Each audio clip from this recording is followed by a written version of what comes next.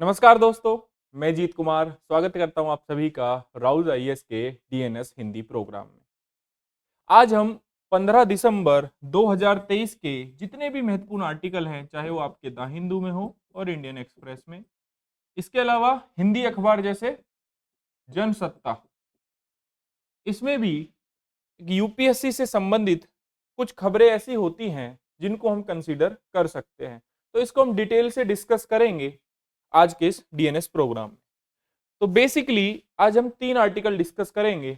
देखिए कौन कौन से आर्टिकल हैं। पहला आर्टिकल है इंदिरा गांधी शांति पुरस्कार, जो कि द हिंदू के पेज नंबर 16 पर आपको देखने को मिल जाएगा। ठीक है।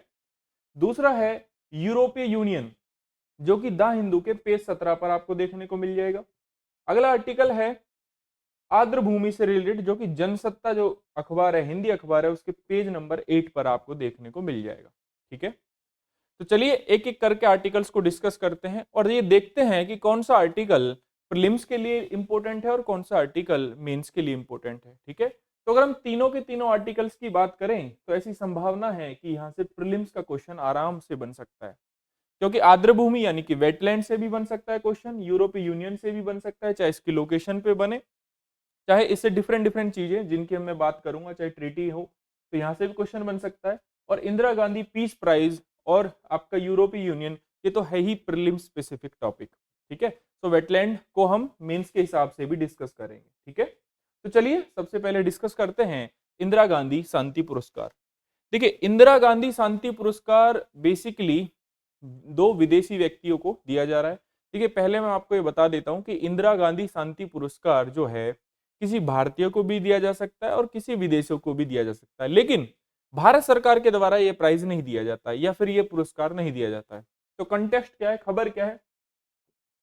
तो बेसिकली आपको दो व्यक्ति हैं, आपके अली अबू है ना, और आपके डेनियल, इनको इंदिरा गांधी पीस प्राइज मिलने वाला है। बेसिकली किस लिए दिया जा रहा है? क्योंकि इसराइल में इन्होंने जो इसराइल और पैलेस्तीन में जो अभी जो लड़ाई हुई थी, ठीक है, उसमें काफी आसान मतलब काफी प्रयास किए, अहिंसा के प्रयास किए, तो उसके लिए इनको basically Indira Gandhi peace prize दिया जा रहा है। ठीक है। तो चलिए इंदिरा गांधी पीस प्राइज के बारे में कुछ ऐसी चीजें जो प्रीलिम्स में इंपॉर्टेंट है और आपको पता होनी चाहिए, चलिए उन पे पहले डिस्कस कर लेते हैं। तो अगर हम बात करें इंदिरा गांधी पीस प्राइज की, तो सबसे पहले शुरू हुआ था 1986 में। ठीक है। 1986 में ये शुरू हुआ था और इसे प्रतिवर्ष इसको दिया जाता है। ठीक है। इसको भारत सरकार के द्वारा तो नहीं दिया जाता है, एटलीस्ट इतना तो आपको याद होना चाहिए और इतना आप याद कर लीजिएगा। इसको दिया जाता है इंदिरा गांधी मेमोरियल ट्रस्ट के द्वारा। ठीक है। इंदिरा गांधी मेमोरियल ट्रस्ट के द्वारा इसको दिया जाता है। ठीक है। यह कोई भी भारतीय व्यक्ति है, कोई भी विदेशी व्यक्ति है, ये कोई भी संगठन है, चाहे यहाँ का हो चाहे बाहर का हो, इनको दिया जा सकता है। ठीक है। लेकिन एक बात जो हमें यहाँ पर याद रखनी है वो ये है कि ये जो पुरस्कार है ये किसी व्यक्ति को मरणोपरांत नहीं मिलता। ये किसी व्यक्ति को मरणोपरांत नहीं मिलता है, ये बात आपको याद रखनी है। ठीक है।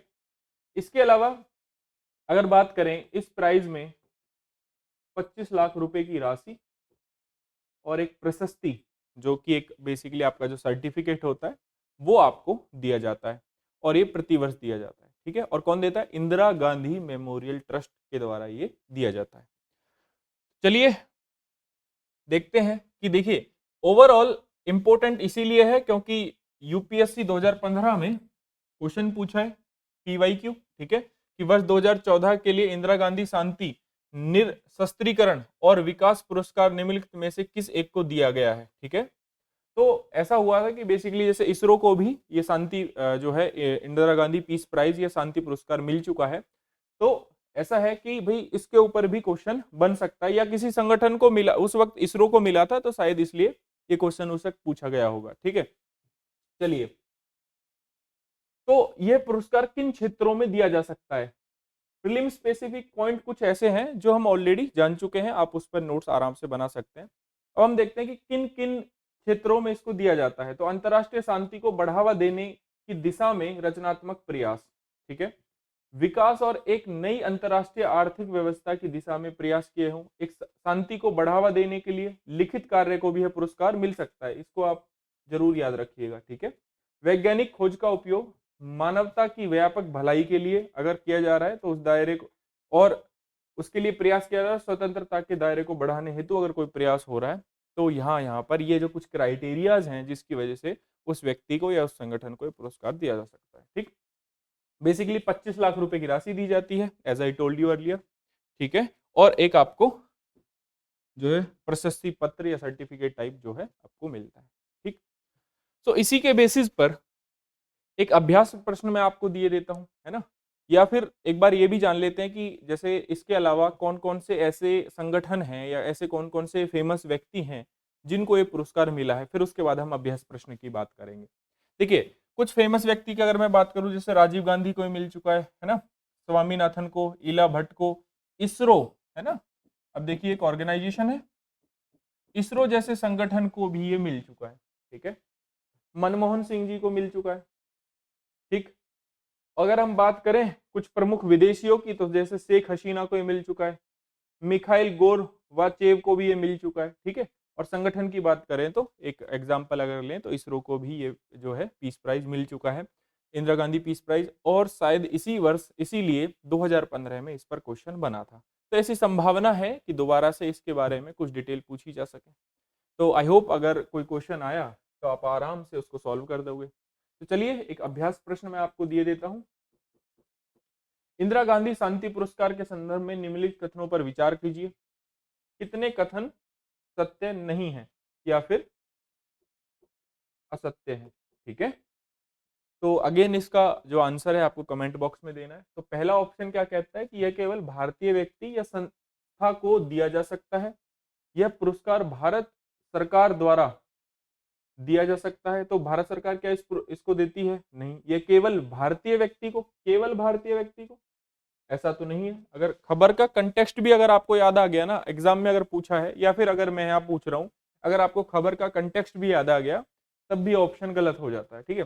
ये अभी तक किसी भी भारतीय संस्थान को नहीं दिया गया है तो ये भी गलत हो जाएगा। क्यों? क्योंकि मैंने अभी जस्ट आपको बताया है कि एक संगठन है भारत में, जैसे इसरो जो संगठन है उसको, भारत के संगठन इसरो को भी ये मिल चुका है। यह पुरस्कार शांति की दिशा में साहित्यिक प्रयास के लिए भी दिया जा सकता है। तो ये चार ऑप्शन है, इन ऑप्शंस के आधार पर आपको बताना है ए बी सी डी इनमें से कौन सा ऑप्शन सही, मतलब बेसिकली इसमें से कौन सा ऑप्शन सही है, मतलब असत्य पूछा है, ठीक है।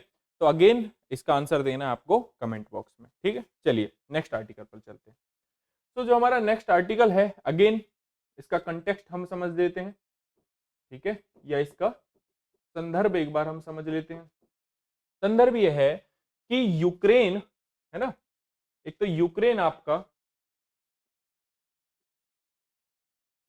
यूक्रेन एंड मोल्दोवा, ठीक है, यूरोपीय यूनियन में शामिल होने का जो प्रस्ताव है वो उन्होंने बेसिकली वहां पर ये clear sign of hope for their people and our continent. तो यूरोपीय यूनियन में यूक्रेन और मोल्दोवा जो है अभी शामिल हुए नहीं है, तो लेकिन ऐसा जो है फैसला निर्णय लिया गया है, ऐसा फैसला हुआ है कि यूक्रेन और मोल्दोवा जो है यूरोपीय यूनियन में शामिल होंगे, लेकिन अभी ऐसा हुआ नहीं है, ठीक है।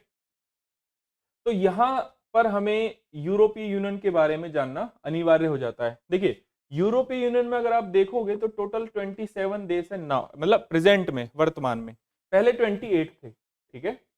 अब आप कहेंगे कि एक कहाँ चला गया, मतलब एक देश खत्म हो गया या क्या हुआ? तो यूरोपीय यूनियन क्या है कि एक संघ है, मतलब बहुत सारे देशों ने मिलकर एक संघ बनाया हुआ है, उसी को हम क्या कहते हैं? यूरोपीय यूनियन कहते हैं या यूरोपीय संघ कहते हैं। इसमें पहले अब अभी वर्तमान में 27 हैं, पहले 28 देश थे। अब क्या हुआ है कि एक देश जो है ब्रेक्सिट डील के मामले, ब्रेक्सिट ब्रेक्सिट डील के माध्यम से ब्रिटेन जो है वो यूरोपीय यूनियन से अलग हो गया है, और जब से ब्रिटेन जो है यूरोपीय यूनियन से अलग हुआ है तब से प्रेजेंट यानी कि वर्तमान में इसमें कितने देश रह गए? केवल और केवल 27 देश रह गए, ठीक है। तो चलिए बात करते हैं यूरोपीय यूनियन की। ऑलरेडी यूपीएससी क्वेश्चन पूछी हुई है यूरोपीय यूनियन में सन 2011 में, ठीक है। तो ये PYQ है, अगर आपने इसको सॉल्व किया है देन इसका आंसर अगेन फिर आप कमेंट बॉक्स में दे दीजिएगा। ठीक है, चलिए आगे बढ़ते हैं। अगर हम यूरोपीय यूनियन को देखें तो देखिए ये है यूरोपीय यूनियन का मैप। अगर मैं साइड में हट जाता हूं तो आप इसका स्क्रीनशॉट भी ले सकते हैं। ठीक है,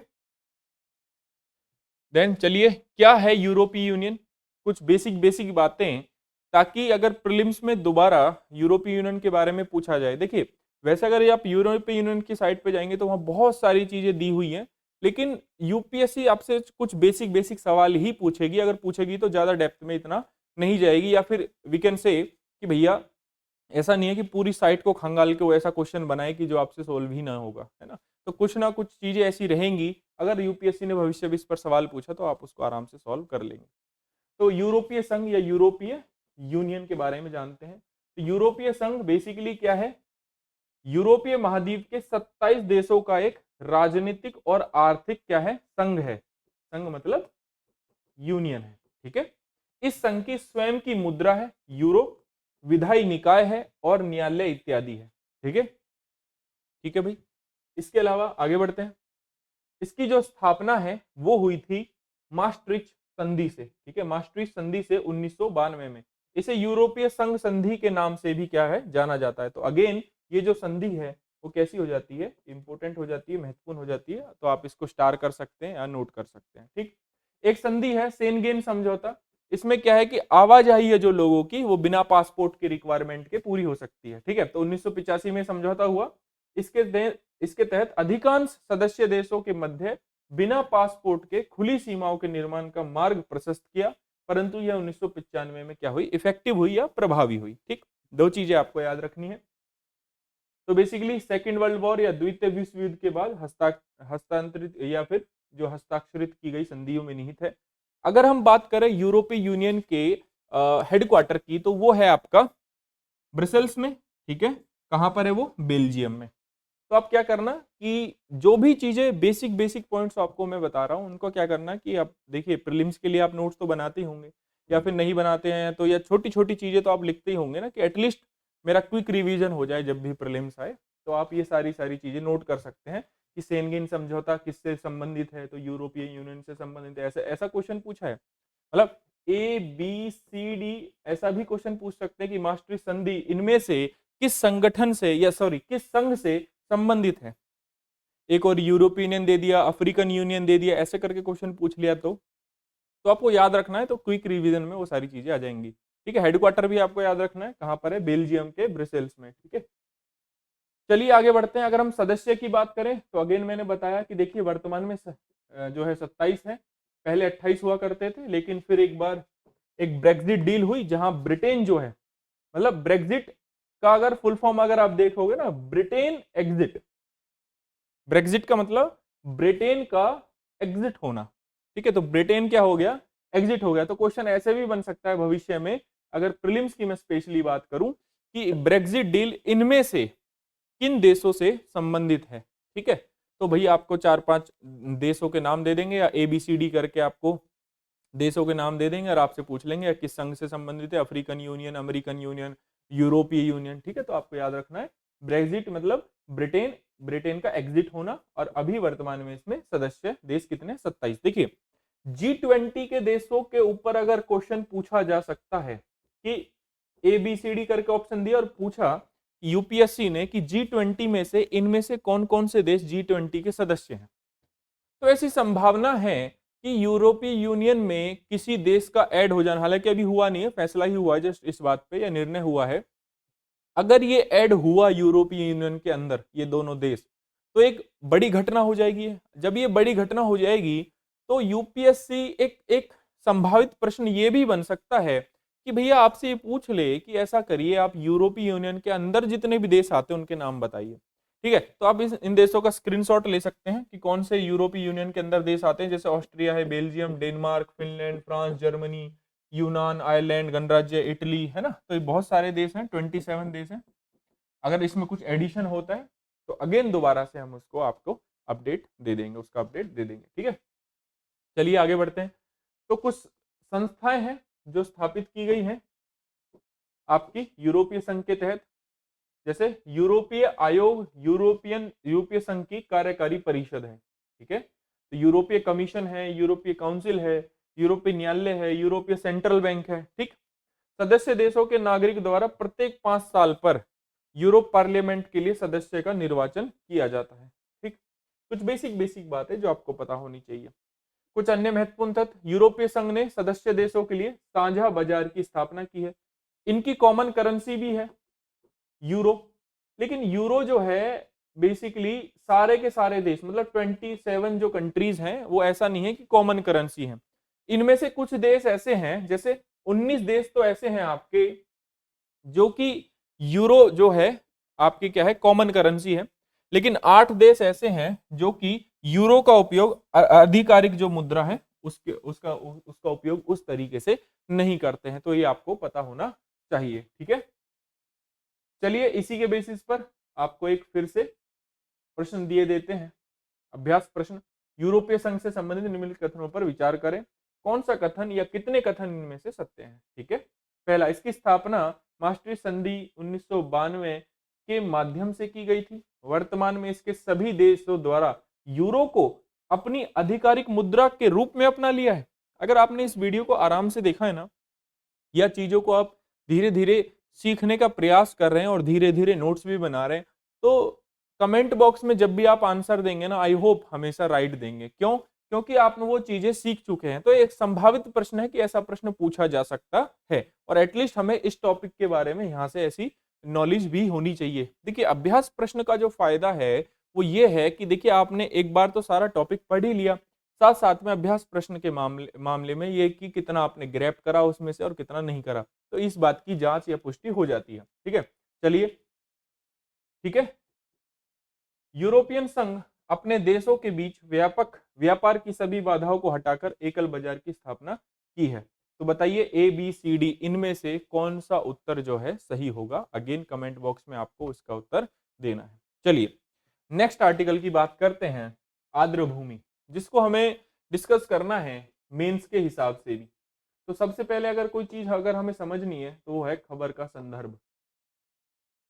खबर का संदर्भ की अगर मैं बात करूं तो एक संसदीय समिति है जिसके अध्यक्ष हैं आपके लक्ष्मीकांत वाजपेयी। ठीक है, तो इनकी जो समिति है इन्होंने केंद्र सरकार को कुछ सिफारिशें दी हैं, अपने जो प्रतिवेदन है वो सौंपे हैं और बताया, और वहां पर चिंता जाहिर की है अवैध कब्जे की। ठीक है, किस पर? आर्द्र भूमि पर। आर्द्र भूमि को इंग्लिश में कहते हैं वेटलैंड। ठीक है, तो वेटलैंड्स पर इन्होंने चिंता जाहिर की है। तो ऐसा करते हैं कि वेटलैंड के बारे में डिटेल एनालिसिस कर लेते हैं, ताकि भविष्य में कोई भी मेंस का क्वेश्चन आए वेटलैंड से स्पेशली, एंड चाहे कोई भी क्वेश्चन आपका प्रीलिम से आए, आप आराम से आर्द्र भूमि से संबंधित सवाल का आंसर दे सकते हैं। ठीक है, जैसे प्रीलिम्स में क्या बन सकता है कि इनमें से कौन कौन सी भूमि आर्द्र भूमि के अंतर्गत आ सकती है, कौन कौन सी चीजें आ सकती हैं, नहीं आ सकती है, तो ये बन सकता है। दूसरा, जैसे हमारे पास टोटल वेटलैंड अभी 75 है, तो भविष्य में पूछा जा सकता है कि भाई टोटल कितनी है, उसमें से एक ऑप्शन ऐसा भी हो सकता है। ठीक है, क्यों? क्योंकि जब पीवीटीजी ग्रुप के बारे में पूछ सकता है कि टोटल पीवीटीजी ग्रुप क्या भारत में, ऐसे एक ऑप्शन ऐसा था ना उस वक्त भी, तो यहाँ से भी संभावना है। तो बहुत सारे क्वेश्चन ऐसे हैं जो प्रीलिम्स में भी बन सकते हैं और बहुत सारे क्वेश्चन ऐसे हैं जो आपके मेंस में भी बन सकते हैं। ठीक है, ऑलरेडी यूपीएससी मेंस 2018 में मेंस में क्वेश्चन पूछ चुका है, और देखिए कितना आसान सवाल उन्होंने पूछा था कि आर्द्र भूमि है क्या, कि वेटलैंड है क्या, आर्द्र भूमि संरक्षण के संदर्भ में बुद्धिमान उपयोग, है ना, इसको कहते हैं वाइस यूज, इसको कहते हैं वाइस यूज। ठीक है, एक कन्वेंशन है रामसर कन्वेंशन, तो रामसर कन्वेंशन में वाइस यूज ऑफ वेटलैंड का नाम का एक शब्द है, उसको भी, उस पर भी हम चर्चा करेंगे। बुद्धिमान उपयोग की रामसर अवधारणा की व्याख्या कीजिए या करें। भारत के रामसर स्थलों के 2 उदाहरण दीजिए। भाई 75 है भारत में वर्तमान में वेटलैंड, 2 तो याद हो ही जाएंगी आराम से, है ना। आई होप, मतलब अगर आपने नॉर्मली भी एक बार वेटलैंड पढ़ लिया है ना अच्छे से, और आपको 2 अगर रामसर स्थल याद नहीं हुए, या फिर बात करें 2 वेटलैंड्स के नाम याद नहीं हुए भारत में, तो फिर तो समस्या की बात है। ठीक है, तो चलिए सबसे पहले देखते हैं कि आर्द्र भूमि है क्या। तो आर्द्र भूमि की जो ये डेफिनेशन है, ये रामसर कन्वेंशन या रामसर सम्मेलन के जो बेसिकली आर्टिकल्स हैं उसमें डिफाइन है कि कोई भी दलदल या कोई पीटलैंड या पानी के क्षेत्र, या वो तो प्राकृतिक रूप से हो या कृत्रिम रूप से बनाए गए हों, स्थायी हों, अस्थायी हों, ताजा पानी के हों या खारे या नमकीन पानी को जिसमें समुद्र का पानी भी शामिल है, जिनकी गहराई कम ज्वार पर 6 मीटर से अधिक नहीं होती है, वो हैं आपके वेटलैंड या आर्द्र भूमि। या सभी जलमग्न या जल संतृप्त भूमि प्राकृतिक या मानव निर्मित, अंतर्देशीय या तटीय, स्थायी अस्थायी, स्थैतिक या गतिशील, वनस्पति युक्त या गैर वानस्पतिक, जिसमें आवश्यक रूप से भूमि और जल का इंटरफेस होता हो। मतलब भूमि और जल, जैसे इकोटोन का एक एग्जांपल होता है ना, जहां भूमि और जल आपस में मिलते हो। ठीक है, तो ये होता है आपका आर्द्र भूमि या फिर वेटलैंड। ठीक है, तो हम कह सकते हैं कि ये जो डेफिनेशन है आप यूज कर सकते हो कि आर्द्र भूमि क्या है। ठीक, आगे बढ़ते हैं। अब हम देखते हैं कि आर्द्र भूमि के जो टाइप्स हैं, आप ये टाइप्स में भी आपको काम आ सकती हैं। तो देखिए ओवरऑल अगर आप देखेंगे तो देखिए, एक तो ह्यूमन मेड यानी कि मानव निर्मित हो गया। मानव निर्मित क्या हो सकता है कि जैसे आपने देखा होगा कि हरि के जो कुंड है, ठीक है, जो आपका हरि के कुंड है, तो वो क्या है, मानव निर्मित है। ठीक, तो मानव निर्मित भी हो सकती है, दो प्रकार की हो सकती है, एक तो मानव निर्मित हो सकती है, एक प्राकृतिक हो सकती है। ठीक है, यानी कि नेचुरल हो सकती है, एक मैन मेड हो सकती है। ठीक, फिर उसके बाद लेक, मतलब नेचुरल लेक हो सकती है और जिसका जो पानी है वो बारिश की वजह से या रिवर की वजह से आता हो। ठीक, ऐसे एक एग्जांपल है जैसे रेणु का लेक है। ठीक है, चिली का लेक है, लेकिन चिली का लेक का एग्जांपल दूसरी जगह आएगा। एस्चुरी में हम चिली का लेक, उड़ीसा की, उसका एग्जांपल ले सकते हैं। एक होता है ऑक्सबो लेक, इसको हिंदी में कहते हैं गोखुर झील। गोखुर झील क्या होती है कि जब रिवर जो है मियांड्रिंग करती है, मतलब रिवर इस तरीके से कुछ चलती है, ठीक है, तो रिवर क्या करती है, मियांड्रिंग करती है। तो जब वो अपने जो मेन कोर्स है, जैसे वो जिस पाथ से वो जा रही है उससे अगर थोड़ा हट जाए या फिर यहाँ पर गाद वगैरह है, मिट्टी जमा हो जाए, तो अपने मेन कोर्स पे फिर वापस वो आ जाती है। तो क्या होता है कि पानी का कुछ स्रोत यहाँ पर रह जाता है और इसको हम फिर बोलते हैं ऑक्सबो लेक। ठीक है, तो ऐसी कोई झील है तो वो भी वेटलैंड की कैटेगरी में आती है। जैसे एग्जाम्पल हमारे पास है कनवार लेक, है ना, कवरताल लेक बिहार का एक एग्जाम्पल है। भारत की सबसे बड़ी ऑक्सबो लेक वही है और 2023 में उस पर क्वेश्चन भी बना था। ठीक है, एस्चुरी की हमने बात कर ली, चिली का लेक जहां पर समुद्र और आपका रिवर का जो पानी है वो मिलता है और ब्रैकिश वाटर होता है, ना तो वो पूरी तरीके से खारा होता है ना पूरी तरीके से मीठा होता है। तो एस्चुरी का एग्जाम्पल हमारे पास ये हो गया। देन एक स्वैम्प भी होता है ना, एक टाइप होती है स्वैम्प, है ना। इसमें क्या होता है कि देखिए, स्वैम्प में क्या होता है कि पौधे वगैरह होते हैं, तो बेसिकली एक एग्जाम्पल हो सकता है स्वैम्प का सुंदरवन। स्वैम्प का क्या हो सकता है, सुंदरवन इसका एक अच्छा एग्जाम्पल हो सकता है इस वेटलैंड का। और भारत की सबसे बड़ी प्राकृतिक रामसर जो स्थल है वो सुंदरबनी है। ठीक है, आगे मैं उनके बारे में भी बताऊंगा। अगर हम बात करें मार्सिस की, तो यहाँ पर जो है औषधीय औषधि वाले जो है प्लांट होते हैं। ठीक है, यहाँ पर क्या होते हैं आपके औषधि वाले प्लांट या पौधे होते हैं। ठीक,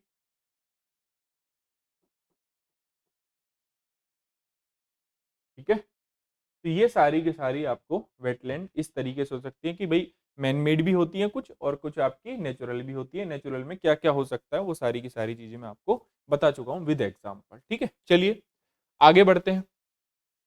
अब हम बात करते हैं कि ऐसे कौन कौन से बेनिफिट्स हैं या फिर लाभ हैं या महत्व हैं जिससे हमारे लिए जो आर्द्र भूमि है वो अगेन क्या हो जाती है, महत्वपूर्ण हो जाती है। ये हमें पता होना चाहिए। तो जैसे गवर्नमेंट ऑफ इंडिया की साइट से ही उठाया गया है ना, IUCN वगैरह की साइट से ही।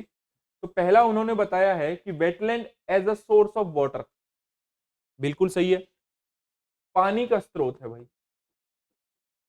स्वस्थ और साफ पानी का या मीठे पानी का स्रोत है। ठीक है, बिल्कुल सही। दूसरा, wetland as a flood and storm buffer. देखिए, जब मैंने आपको अर्बन फ्लड के बारे में बताया था, ठीक है, पिछली कुछ वीडियो में DNS की वीडियोस में मैंने आपसे डिस्कस किया था शहरी बाढ़ के बारे में। तो जब मैंने आपको शहरी बाढ़ के बारे में बताया था तो मैंने वहां ये बताया था कि शहरी बाढ़ का आने का एक कारण ये भी है क्योंकि शहर में जो वाटर बॉडीज थी, जो वेटलैंड थी, वो सूख गई हैं। और सूखी किस वजह से? अतिक्रमण की वजह से, है ना, इंक्रोचमेंट की वजह से। तो शहरों में जो बाढ़ आती है, जो पानी जो है आपका सड़कों में भर जाता है, वो क्यों भर जाता है? क्यों? क्योंकि वेटलैंड जो है वो सूख चुकी है, उस पर आपने क्या जमीन बना दी है, बेसिकली ओवरऑल आपने उस पर बिल्डिंग बना दी है। तो जो पानी की कैरिंग कैपेसिटी थी उस वेटलैंड की या उस वाटर बॉडी की, वो तो खत्म हो गई वहां से। अब जब वो खत्म होगी तो पानी कहाँ है? चारों ओर भरा रहेगा। तो मैंने वहां पर यह भी बताया था कि एज अ फ्लड कंट्रोल, है ना, बाढ़ को शहरों की जो बाढ़ है उसको नियंत्रण करने का काम भी करते हैं। जैसे एक एग्जांपल मैंने आपको दिया था कि आपका जो दिल्ली का जो रामलीला मैदान है वो पहले वाटर बॉडी हुआ करता था, है ना। अब धीरे धीरे देखिए इंक्रोचमेंट करके वो कैसा हो गया। ठीक, चलिए, वेटलैंड प्रोडक्ट जैसे मछली उत्पादन होता है, ठीक है। वेटलैंड वाटर को प्योरीफाई करता है, ग्राउंड वाटर को भी बढ़ाता है। आसपास के जो क्षेत्र होते हैं वहां ग्राउंड वाटर को भी वो क्या करता था? बढ़ा देता है। Wetland for recreation and tourism, बिल्कुल, जैसे यहाँ पर प्रवासी पक्षी आते हैं, ठीक है, प्रवासी पक्षी आते हैं तो एज अ टूरिज्म भी काम हो सकता है, ठीक है। इसके अलावा wetland for education and research, इसके अलावा वेटलैंड एंड क्लाइमेट चेंज। देखिए, CO2 का, जैसे बोलते हैं ना, कार्बन कैप्चरिंग जो होती है, ठीक है, तो CO2 को सोखता है या कार्बन को क्या करता है? कैप्चर करता है। और वेटलैंड और क्लाइमेट चेंज में क्या कर सकता है? अपना एक रोल या महत्व जो है निभा सकता है, ठीक है। इसके अलावा wetland habitat as for migratory bird, जो प्रवासी पक्षी होते हैं, तो शीतकालीन प्रवासी पक्षी, जैसे अभी हमने अगर प्रीलिम्स में बात की तो जो आपके वल्चर हैं कुछ, है ना, जो कुछ सिनेरियस जो वल्चर है वो आपको वेटलैंड के आसपास देखने को मिल जाएंगे। बहुत सारे पक्षी ऐसे हैं जो वेटलैंड के आसपास आते हैं। Wetland as a biodiversity hotspot, है ना, कि मात्र पक्षी ही नहीं, वहां पर जो जीव जंतु है, मतलब फ्लोरा एंड फोना दोनों मिलके वहां पर रहते हैं। तो अगेन बायोडाइवर्सिटी हॉटस्पॉट भी होते हैं कुछ वेटलैंड, ठीक। तो ये रहे सारे के सारे बेनिफिट। अब अगर हमने बेनिफिट जान लिए तो कुछ समस्याएं भी आ रही होंगी वेटलैंड के केस में। तो वो समस्याएं क्या है, चलिए जानते हैं। तो सबसे पहला जो समस्या है वो है शहरीकरण। देखिए, पॉपुलेशन जो है, यानी कि जो आपकी जनसंख्या है, वो धीरे धीरे क्या है? बढ़ रही है। बढ़ भी रही है, साथ साथ शहरों की तरफ क्या हो रही है? पलायन भी हो रही है। या शहरों की तरफ क्या कर रही है? प्रवास कर रही है। प्रवास क्यों कर रही है? सिंपल सी बात है, रोजगार के उद्देश्य से कर रही है, और जो है, जो डिफरेंट सेवाएं हैं, होता है ना, क्वालिटी ऑफ लाइफ जीने के लिए, ठीक है। और रोजगार के अवसर जो ग्रामीण क्षेत्रों में कम है ना, पढ़ाई हो गई, स्वास्थ्य हो गया, हॉस्पिटल दूर है, एजुकेशन इतनी अच्छी नहीं है। तो शहरों से में लोग क्या कर रहे हैं? प्रवास कर रहे हैं। पर प्रवास कर रहे हैं तो इनको रहने के लिए क्या चाहिए? भूमि चाहिए। भूमि चाहिए तो क्या करते हैं? पर्यावरण नष्ट होगा कि नहीं होगा? बिल्कुल होगा। एक तो पेड़ जो हैं वो काटे जाएंगे, धीरे धीरे इंक्रोचमेंट होगा। जैसे मैंने आपको एक एग्जांपल दिया था अर्बन फ्लड में, कि जो मुंबई की जो मीठी नदी है उसमें इतना ज्यादा इंक्रोचमेंट हुआ है, तो उसकी वजह से क्या आती है? क्षेत्रों में, जो शहरी क्षेत्र है उनमें हमेशा बाढ़ का खतरा बना रहता है। क्यों? क्योंकि आपने इंक्रोचमेंट करके उस रिवर का या किसी वेटलैंड का क्या करा है आपने? उनकी जो कैरिंग कैपेसिटी है, क्योंकि उसमें गाद वगैरह ये सब भर गई, तो उसकी जल धारण करने की जो क्षमता है वो क्या हो जाती है? कम हो जाती है। अब कम हो जाती है तो मतलब यानी कि ग्राउंड वाटर को वो रिचार्ज कम करेगी, उसकी कैरिंग कैपेसिटी कम होगी, तो वहां पर जो भी जब पानी वहां पर गंदा होगा तो ओवरऑल वहां पर जो प्रवासी पक्षी होंगे या फिर कोई इन्वेसिव स्पीस आक्रामक जो प्रजाति है वो अगर वहां पर आई, या प्रवासी पक्षी वगैरह आई, या वो जल खराब हो गया, तो ओवरऑल वो वेटलैंड तो ही वो तो खराब ही हो गई, उनके उन प्रवासी पक्षियों के काम की तो रही नहीं, ठीक है। तो एक एग्जाम्पल आप दिल्ली की वाटर बॉडी का भी ले सकते हैं, ठीक है। कृषि का विस्तार हो रहा है, तो बहुत सारी वेटलैंड या आर्द्र भूमियों को हमने क्या करा है कि धान का खेत या धान की खेती के रूप में उसको परिवर्तित कर दिया है, ठीक है, जो कि अगेन एक समस्या है। प्रदूषण बहुत ज्यादा होता है। देखिए, कृषि में हम क्या कर रहे हैं? बहुत ज्यादा मात्रा में रसायन का इस्तेमाल कर रहे हैं, है ना, रसायन में केमिकल फर्टिलाइजर वगैरह, ये सारी की सारी चीजें हम यूज कर रहे हैं। अब क्या होता है कि जैसे वर्षा हो रही है, है ना, जो पानी है वो रिस्क के या फिर किसी भी माध्यम से, ग्राउंड के माध्यम से वो अगर मान लीजिए किसी वेटलैंड में गिर रहा है, तो ऐसा पानी जो होता है वो कैसा होता है, न्यूट्रेंट होता है, पोषक पोषक वाला होता है, पोषण वाला पानी होता है। तो ये जब किसी वेटलैंड में जाता है चारों ओर से, ठीक है, यहाँ पर गया, तो यहाँ पर क्या करेगा, इसकी जो न्यूट्रिएंट के पोषक जो चक्र है उसको बिगाड़ देगा, है ना, इसके पोषक तत्व यहाँ पर बढ़ जाएंगे, तो इससे क्या होगा, इसके अंदर जो जीव होंगे वो धीरे धीरे क्या होंगे, मरना शुरू कर देंगे। तो इसी प्रोसेस को क्या कहा जाता है, यूट्रोफिकेशन भी कहा जाता है ना। तो ये वाली जो चीजें हैं वो बहुत ज्यादा हो रही हैं, और प्रदूषण प्रदूषण मात्र ये केमिकल फर्टिलाइजर का नहीं है, कचरा हो गया, सीवर का जो गंध है, सीवर की जो गंध है वो हो गई, ठीक है। दूसरा, इससे अगला अगर हम देखें और क्या इश्यू है, तो है जलवायु परिवर्तन। देखिए जलवायु परिवर्तन से ऐसा क्या हो रहा है कि जलवायु परिवर्तन से तो या तो एक्सट्रीम रेन हो जा रही है या एकदम सूखा पड़ जा रहा है। अब सूखा पड़ रहा है तो जो वेटलैंड है, जो कि जो डिपेंड करती है, जिसका पानी डिपेंड करता है वर्षा पर, तो यहाँ पर अगर क्लाइमेट चेंज होगा तो अगेन जो आर्द्र भूमि है वो सूख जाएगी। लवणीकरण हो रहा है बहुत ज्यादा, है ना, हाई सेलाइन हो जा रहा है वेटलैंड। तो ये कुछ इश्यूज हैं जिसकी वजह से जो वेटलैंड है या तो वो सूख रही है या वो खत्म हो रही है ना, या उसमें वो धीरे धीरे क्या है, अतिक्रमण के माध्यम से उसमें बदलाव हो रहे हैं। तो ये सारे के सारे कारण हैं, ठीक। अब इसके लिए कुछ उपाय तो बिल्कुल ही करे होंगे, संरक्षण के उपाय। तो ऐसे कौन कौन से संरक्षण के उपाय हैं जिनके बारे में हमें चर्चा करनी चाहिए, जो आपके प्रीलिम्स और मेंस में अगर मतलब अगर क्वेश्चन पूछा तो आप उसका सहजता से उत्तर दे पाएंगे। देखिए दो लेवल पर हम संरक्षण के जो उपाय हैं वो कर सकते हैं। एक तो अंतर्राष्ट्रीय स्तर पर हम कुछ करें, एक हम राष्ट्रीय स्तर पर हम कुछ करें। तो चलिए सबसे पहले बात कर लेते हैं अंतर्राष्ट्रीय स्तर की। तो अंतर्राष्ट्रीय स्तर पर हमने एक कन्वेंशन है, रामसर कन्वेंशन, उस उसको क्या कर रखा है, उसके सिग्नेटरी हैं हम, मतलब उसको हमने हस्ताक्षरित कर रखा है, ठीक है। तो होता क्या है, आर्द्र भूमि के संरक्षण के लिए, आर्द्र भूमियों के संरक्षण, प्रबंधन और उनके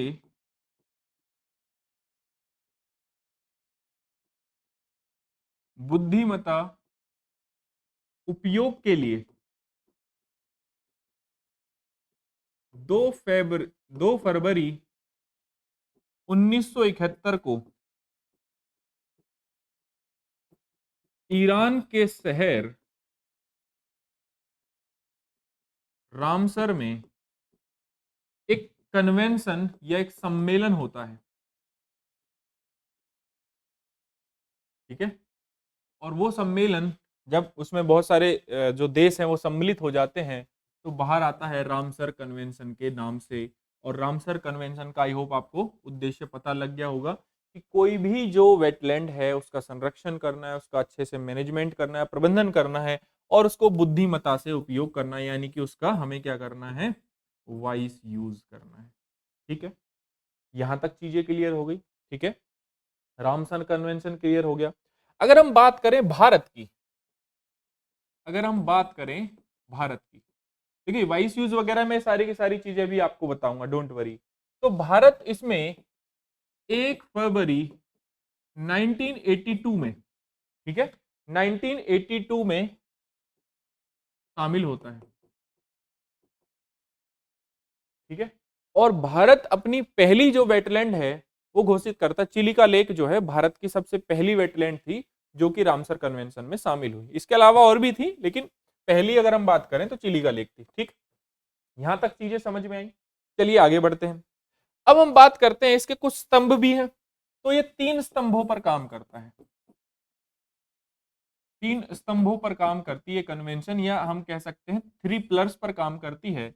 अगर हम पहले पिलर की बात करें तो अगेन आर्द्र भूमियों का संरक्षण, मैं थोड़ा शॉर्ट में लिखूंगा, ठीक है। और बुद्धिमता से उपयोग। ठीक है। दूसरा दूसरा ये होगा कि भैया ये सारी चीजें हो गई राष्ट्रीय और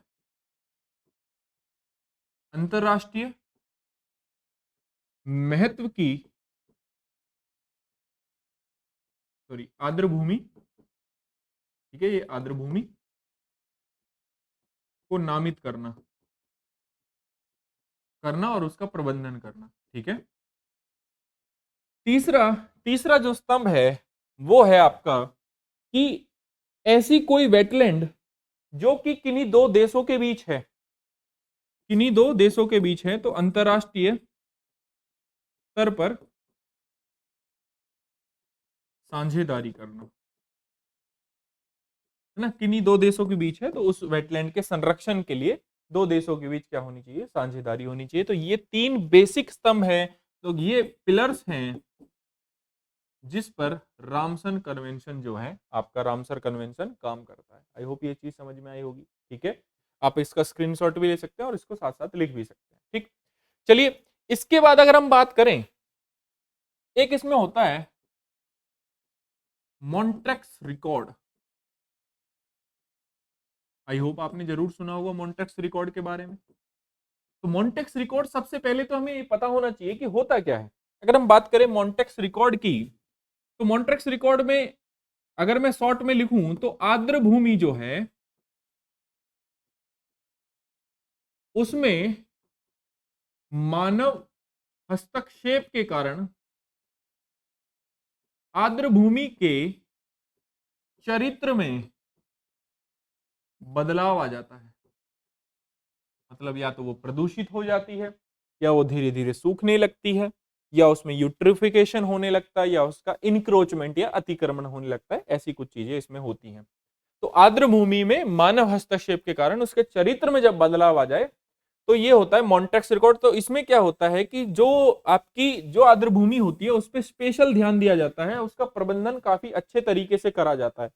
अगर हम बात करें भारत की, तो भारत में वर्तमान में, ठीक है, प्रेजेंट में ऐसी दो लेक्स हैं या ऐसी दो वेटलैंड्स हैं जिनको मॉन्ट्रेक्स रिकॉर्ड में शामिल किया गया है। जैसे पहली है आपकी केवलादेव, केवलादेव नेशनल पार्क, कहां पर है, राजस्थान में। दूसरा है लोकताक भी लिखते हैं लोग, कहीं कहीं लोकटक भी लिखते हैं, लोकटक, ये कहां पर है, मणिपुर में। तो ये दो ऐसी भारत में वेटलैंड्स हैं जिनको शामिल किया गया है मॉन्टेक्स रिकॉर्ड में। ठीक है, इसके अलावा इससे पहले चिल्का लेक, चिल्का लेक थी जो कि मॉन्टेक्स रिकॉर्ड में शामिल थी, लेकिन बाद में उसे हटा दिया गया था। आई होप मॉन्टेक्स रिकॉर्ड का जो एक कॉन्सेप्ट है वो आपको यहां पर समझ में आ गया होगा कि मानव हस्तक्षेप की वजह से जब किसी आर्द्र भूमि के चरित्र में बदलाव आ जाए, वहां पर प्रदूषण हो जाए, इंक्रोचमेंट हो जाए, यूट्रोफिकेशन ज्यादा हो जाए, वो सूखने लग जाए, तो जब ये सारे कारण हो तो जो है सरकार जो है वो ज्यादा अच्छे तरीके से ध्यान देती है, उसका प्रबंधन करती है एंड कोशिश करती है कि वो यथास्थिति को बरकरार रख सके। तो केवलादेव नेशनल पार्क और लोकतक लेक या लोकताक लेक ऐसी दो बेसिकली वेटलैंड्स हैं जो कि मॉन्ट्रेक्स रिकॉर्ड में शामिल हैं भारत की। केवल केवल दो हैं, पहले चिल्का थी उसको हटा दिया। ठीक, इसके अलावा अगर हम बात करें, इसके अलावा बात करें कि एरिया के आधार पर, क्षेत्र के आधार पर, है ना, क्षेत्र के आधार पर सबसे बड़ी वेटलैंड है वेम्बार्ड पोल। कहां पर है आपकी, केरला में। सबसे छोटी अगर हम देखें, रेणुका वेटलैंड। कोई भरोसा नहीं है कि प्रीलिम्स में यहां से क्वेश्चन बन जाए। ठीक है, तो इसलिए मैं आपको बता रहा हूं कि सबसे बड़ी कौन सी, वेमनाद। ठीक है, वेमनाद है ना, वेमनाड। ठीक, और एक है आपकी रेणुका वेटलैंड, छोटी है एरिया वाइज अगर हम बात करें। ठीक है, अब हम बात करते हैं नेचुरली सबसे बड़ी, अगेन सुंदरबन। ठीक है, आप नोट करते जा रहे हैं आई होप। नेचुरली प्राकृतिक रूप से सबसे बड़ी वेटलैंड है हमारी आपकी सुंदरवन। अगर हम बात करें मैन मेड की, मैन मेड या मानव जो है निर्मित, तो वो है आपकी हरिके। ठीक है, वह है आपकी हरिके। ठीक, आई होप आपने ये सारी की सारी चीजें नोट कर ली होंगी। इसके अलावा भी और क्या चीजें हैं जो आपको पता होनी चाहिए? आपको पता होना चाहिए कि कौन से स्टेट के पास सबसे ज्यादा वेटलैंड है। तो भैया वर्तमान में तमिलनाडु के पास है 14, पहले थी यूपी के पास। तो यूपी के पास अभी 10 है वर्तमान में और तमिलनाडु के पास 14 है according to the government of India, Bharat सरकार के अनुसार। तो अगेन आप इसका नोट भी बना सकते हैं कि देखो वर्तमान में सबसे ज्यादा तमिलनाडु के पास है और यूपी के पास 10 है। मतलब कोई भी डाउट मैं आपका इसमें छोड़ूंगा नहीं। बात करते हैं वाइज यूज की, बुद्धिमता उपयोग की, कि वाइज यूज है क्या वेटलैंड में। देखिए बहुत आसान है, कोई इसमें समस्या वाली बात नहीं है। अगर हम बात करते हैं वाइज यूज की, तो बेसिकली उसके इकोलॉजिकल जो कैरेक्टरिस्टिक होती है ना, पारिस्थितिक जो चरित्र होता है किसी भी, या पारिस्थितिक जो विशेषता होती है किसी भी वेटलैंड की या किसी भी आर्द्र भूमि को, उसको यथास्थिति में बनाए रखना ही वाइस यूज है। ठीक है, उससे ज्यादा इसमें कुछ भी नहीं है। ठीक है, कन्वेंशन आर्द्र भूमि के बुद्धिमान उपयोग का सतत विकास, सस्टेनेबल डेवलपमेंट के संदर्भ में आर्द्र भूमि के पारिस्थितिक चरित्र या विशेषता के रखरखाव के रूप में परिभाषित करता है। ठीक है, आई होप आपको अब ये भी समझ में आ गया होगा। इस प्रकार बुद्धिमान उपयोग, बुद्धिमान पूर्ण उपयोग को लोगों और प्रकृति के लाभ के लिए आर्द्र भूमि और उनके द्वारा की जाने वाली सभी, दी जाने वाली सभी सेवाओं के संरक्षण और टिकाऊ उपयोग के रूप में देखा जा सकता है। ठीक है, वाइस यूज समझ में आ गया। चलिए आगे बढ़ते हैं। तो टोटल यह है गवर्नमेंट ऑफ इंडिया की वेबसाइट से लिया हुआ एक इमेज। टोटल जो है 75 अभी वर्तमान में, देखो क्या हो सकता है कि क्या पता कल चेंज हो जाए, जब चेंज होगी तो फिर दोबारा से बता देंगे। ठीक है, तो वर्तमान में तो हमारे पास भैया 75 जो है आर्द्र भूमियां हैं पूरे भारत में, जो कि आप इस इमेज में देख सकते हैं। आप इसका स्क्रीनशॉट भी ले सकते हैं, हालांकि आपको यहाँ क्लियर नहीं आएगा तो आप गूगल करके आप वहां से चीजों को देख सकते हैं। ठीक, चलिए अब ये तो हो गए सारे के सारे अंतरराष्ट्रीय प्रयास, रामसर कन्वेंशन हो गया, वाइस यूज हो गया, आपका मॉन्ट्रेक्स रिकॉर्ड हो गया। ठीक है, ये सारी सारी चीजें हमने समझ ली। अब हम बात करते हैं कि राष्ट्रीय स्तर पर भारत ने ऐसा क्या किया है कि हम अपने वेटलैंड को बेसिकली कंजर्व कर रहे हैं। ठीक है, तो सबसे पहले आर्द्र भूमि संरक्षण और प्रबंधन जो नियम है 2017, वहां क्लियर करा है कि इनमें से ये जो चीजें हैं, ये जैसे आपका नदी चैनल है, धान की खेती है, मानव निर्मित जल निकाय विशेष रूप से पीने के पानी के लिए जो बनाया है, एक्वाकल्चर है, नमक उत्पादन है, मनोरंजन है, सिंचाई परियोजन है, भारतीय वन अधिनियम 1987, वन संरक्षण अधिनियम 1980, वन्य जीव संरक्षण 1972 और तटीय विनियमन मतलब कोस्टल रेगुलेशन 2011 के अंतर्गत आने वाले क्षेत्र की आर्द्र भूमियां और संरक्षित क्षेत्र और तटीय क्षेत्र विनियमन के दायरे में आने वाली जो वेटलैंड्स मतलब जो भूमि है वो क्या होंगी, वेटलैंड के दायरे से बाहर होंगी। ठीक है, तो प्रीलिम्स में क्वेश्चन बन सकता है कि इनमें से ऐसे आपसे पूछ सकता है कि कौन कौन सा जो है वेटलैंड नहीं है या वेटलैंड है और आपको गलत ऑप्शन दे दे। तो नदी चैनल, रिवर जो चैनल है, कोई धान की खेती है, एक्वाकल्चर, नमक उत्पादन, मनोरंजन के लिए आपने कुछ किया है, सिंचाई परियोजन हो गया, भारतीय वन अधिनियम 1927, वन संरक्षण 1980, वाइल्ड लाइफ प्रोटेक्शन एक्ट 1972 है ना, sorry wild life protection 1972 yes, और कोस्टल रेगुलेशन 2011, अगर इसके अंदर कोई भूमि है तो वो वेटलैंड के दायरे में नहीं आएगी। ठीक है, आई होप प्रीलिम्स का क्वेश्चन अगर यहां से बनेगा तो आप कर दोगे उसको। ठीक है, फिर उसके बाद राष्ट्रीय आर्द्र भूमि समिति बनाई गई, किसके लिए, अगेन आर्द्र भूमियों के संरक्षण के लिए। तो इसकी जो अध्यक्षता है वो करते हैं ministry of environment, forest and climate change के सेक्रेटरी या फिर सचिव। एक इंपॉर्टेंट पॉइंट, भूमिका महज सलाहकारी है, कोई बाध्यकारी इसकी भूमिका नहीं है, ये भी आपको पता होना चाहिए। ठीक, इसमें क्या क्या शामिल है, अब इन्होंने क्या करा है कि देखो जहां जहां वेटलैंड है आप ये काम नहीं कर सकते, वो काम कौन कौन से हैं चलिए देखते हैं। निषिद्ध गतिविधियों को हटाने के लिए राज्य और केंद्र शासित प्रदेशों के प्राप्त प्रस्ताव पर केंद्र सरकार को सलाह देने का काम करते हैं। अब केंद्र सरकार उसको माने ना माने वो उन पे डिपेंड करता है, क्योंकि ये जो कमेटी है नेशनल वेटलैंड कमेटी, ये सलाहकार प्रकृति की है। ठीक, बुद्धिमान उपयोग सिद्धांत के आधार पर आर्द्र भूमि के एकीकृत प्रबंधन के लिए दिशा निर्देश निर्धारित करना, अधिसूचना के लिए सीमा पार आर्द्र भूमियों की सिफारिश करना, रामसर कन्वेंशन सतलों के एकीकृत प्रबंधन की प्रगति की समीक्षा करना, वो सारी की सारी ये चीज कमेटी करती है। ठीक है, कुछ नए नियम शामिल हैं, चलिए उनकी बात करते हैं। किसी भी प्रकार के अतिक्रमण सहित गैर आर्द्र भूमि उपयोग पर पूर्णतः क्या है, अभी आर्द्र भूमि से गैर आर्द्र भूमि में अगर आप किसी चीज को कन्वर्ट करते हो तो पूर्णतः उस पर प्रतिबंध है। ठीक है, किसी भी उद्योग की स्थापना और विद्यमान उद्योगों का विस्तार क्या है, प्रतिबंध है। ठोस अपशिष्ट डंपिंग है ना, तो सॉलिड वेस्ट है उसका डंपिंग भी उसके आसपास भी क्या है, प्रतिबंधित है। तो आपको ये पता होना चाहिए। उसके अलावा उद्योगों, शहरों, कस्बों, गांवों और अन्य मानव बस्तियों के अनुपचारित कचरे और अपशिष्ट का जो निर्वहन है वो यहाँ पर नहीं होगा, इसके आसपास भी नहीं होगा। क्यों? क्योंकि हमें इनको संरक्षित करना है, अन्यथा अगर जलवायु परिवर्तन ऐसे ही होता रहा, ऐसे ही इंक्रोचमेंट होता रहा, तो एक दिन वेटलैंड बचेंगी ही नहीं। ठीक है, तो सस्टेनेबल डेवलपमेंट गोल में को पूरा करने के लिए हमें भाई रामसर कन्वेंशन को अपनाना भी एक अच्छा कदम है, साथ में वेटलैंड को बचाना भी एक अच्छा कदम है। और पिछले 10 वर्षों में देखे गए औसत उच्च बाढ़ स्तर के 50 मीटर के अंदर अंदर आप केवल नाव घाटों का ही निर्माण कर सकते हैं।